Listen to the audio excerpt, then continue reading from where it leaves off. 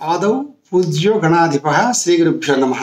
वागर्धाविव संपृक्तौ वागर्ध प्रतिपत्तये जगतः पितरौ वंदे पार्वती परमेश्वरौ।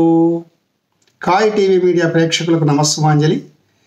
మనం ఇప్పుడు ఈ వీడియోలో పవిత్రమైనటువంటి నమస్కారము మరియు సాష్టాంగ నమస్కారము యొక్క విశిష్టతను, గొప్పతనమును సవివరంగా సోదాహరణపూర్వకంగా తెలుసుకునే ప్రయత్నం చేద్దాము. భారతీయ సంస్కృతి సాంప్రదాయాల్లో, సనాతన ధర్మంలో నమస్కారమును కూడా పద్ధతి కలదు.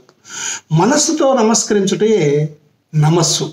ముకుళిత ముద్ర, అంజలి ముద్ర చాలా ప్రధానమైనవి. నమస్కారము అంటే సంస్కారం. శ్రద్ధతో, భక్తితో, నమ్రతతో నమస్కారం పెట్టాలి. అహంకారం కూడదు అని శాస్త్రవచనం. అంతేకాకుండా ఈ నవవిధ భక్తి మార్గాల్లో పోతన గారు మనకు వందనం అని కూడా తెలిపారు. వందనము అంటే శరణాగతి, సాష్టాంగ నమస్కారము అంటే మన శరీరములో ఉన్నటువంటి 8 అంగములను అంటే సాష్టాంగ దండ ప్రణామం అని కూడా అంటారు. నేలకు తాకిస్తూ భగవంతుని యొక్క శరణాగతిని కోరుకొనుట. ఇక్కడ చాలా చక్కగా ఒక శ్లోకం చెప్తూ సాష్టాంగ నమస్కారం చేయాలి. మామూలుగా నమస్కారం చేసేటప్పుడు మాత్రం శిరస్సు వంచి 2 చేతులు జోడించి నమస్కారం చేయాలి. ఎందుకంటే శిరస్సు ఆలోచనలకు, చేతులు ఆచరణలకు ప్రతిబింబాలు కాబట్టి వినయపూర్వకంగా అంటే భావన పరిపుష్టితో నమస్కారం చేయాలి. అయితే సాష్టాంగ నమస్కారానికి వచ్చేటప్పటికి ఉరస, శిరస, దృష్ట్యా, మనస, వచస తథా పద్భ్యాం, కరాభ్యాం, కర్ణాభ్యాం ప్రణామం సాష్టాంగ ఉచ్యతే లేదా సాష్టాంగ ఈరిత అని కూడా అనొచ్చు. ఇలా భక్తితో నమస్కరించుకోవాలి. అయితే పెద్దలకు, గురువులకు, పీఠాధిపతులకు, అలాగే దేవాలయ దర్శనములకు వెళ్ళినప్పుడు భగవంతుడికి సంబంధించిన సేవలన్నీ చేసుకొని బయటికి వచ్చేటప్పుడు ఆ గర్భాలయమునకు, ధ్వజస్తంభమునకు మధ్యలో కాకుండా ఆ ధ్వజస్తంభం వెనక్కొచ్చి చక్కగా ఇప్పుడు అనుకున్నాం కదా, ఈ శ్లోకాన్ని మళ్ళీ ఒకసారి చెప్తానండి. ఊరస, శిరస, దృష్ట్యా, మనస, వచస తథా పద్భ్యాం, కరాభ్యాం, కర్ణాభ్యాం ప్రణామం సాష్టాంగ ఉచ్యతే. అంటే మనము సాష్టాంగ నమస్కారం ఎందుకు పెట్టాలంటే కామ, క్రోధ, లోభ, మోహ, మదమత్సర్యాలు ఈ శరీరమును ఆవహించి ఉంటాయి.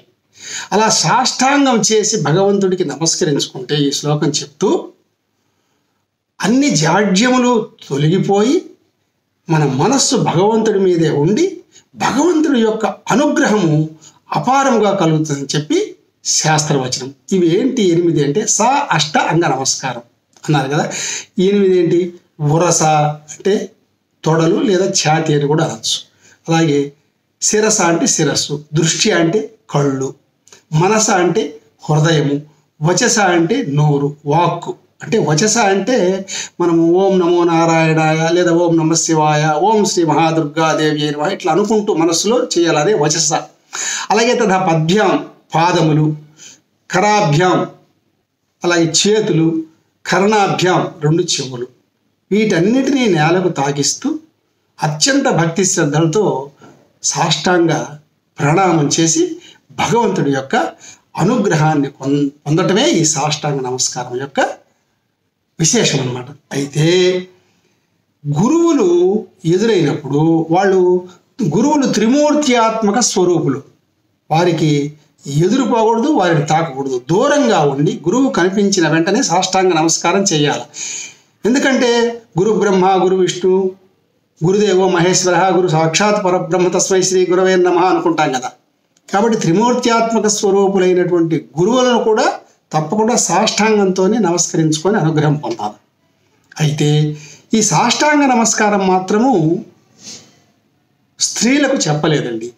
ఎందుకంటే భారతీయ సనాతన ధర్మము, ధర్మశాస్త్రాలు, మంత్రశాస్త్రాలు అన్నీ కూడా స్త్రీని అపారంగా గౌరవించినాయి, మాతృమూర్తిగా చూసినాయి. అందుకనే మన భారతదేశాన్ని మనం జగజ్జనని అని పిలుచుకుంటాం. అంత గౌరవం మనకు స్త్రీలంటే. కాబట్టి ఎందువల్లంటే స్త్రీకి పంచాంగ నమస్కారం మాత్రమే శాస్త్రం తెలియజేసింది. అంటే 2 కాళ్ళు, 2 చేతులు, నుదురు. ఎందువల్లంటే వాళ్ళ ఉదరము, వక్షస్థలము నేలకు తగలకూడదు. అక్కడ తల్లి జన్మనిస్తుంది కదా, ఈ హృదయ కోశం దెబ్బ తినకూడదు, తాకకూడదు. అది గర్భాలయం, సృష్టి కదా. అలాగే ఈ వక్షోజముల ద్వారా, వక్షస్థలము ద్వారా తల్లి ఏం చేస్తుందంటే పాలిచ్చి పోషిస్తుంది. కాబట్టి అతి పవిత్రమైనటువంటి ఈ 2 భాగములు నేలకు తగలకుండా స్త్రీమూర్తులకు, మాతృమూర్తులకు పంచాంగ నమస్కారం శాస్త్రం నిర్దేశించింది. ఇది అందరూ కూడా గమనించుకోవాల్సిన విషయము. అలాగే ఈ సాష్టాంగ నమస్కారం కానీ, పంచాంగ నమస్కారం కానీ చేసినందువల్ల వచ్చే ఫలితము ఏమిటి అంటే, సమస్త యజ్ఞయాగాదులు చేసి సమస్త తీర్థములలో స్నానం చేసినంత ఫలితం వస్తుందని చెప్పి శాస్త్ర నిర్వచనం అండి. కాబట్టి ఈ నమస్కారము, సాష్టాంగ నమస్కారములలో ఉండేటటువంటి పవిత్రతను, గొప్పతనాన్ని మనం తెలుసుకోగలిగాము. అందరూ ఆచరించి ఆ భగవంతుని యొక్క కృపాకటాక్ష వీక్షణములకు పాత్రులవ్వాలని మనసా వాచా కర్మణ కోరుకుంటూ సర్వే జనా సుఖినో భవంతు. స్వస్తి. మరిన్ని అప్డేట్స్ కోసం మా కాయ్ టీవీని సబ్స్క్రైబ్ చేసుకోండి. మా వీడియో కనుక మీకు నచ్చినట్లయితే లైక్ చేయండి, షేర్ చేయండి. మీ విలువైన అభిప్రాయాలను కామెంట్ బాక్స్లో తెలియజేయండి.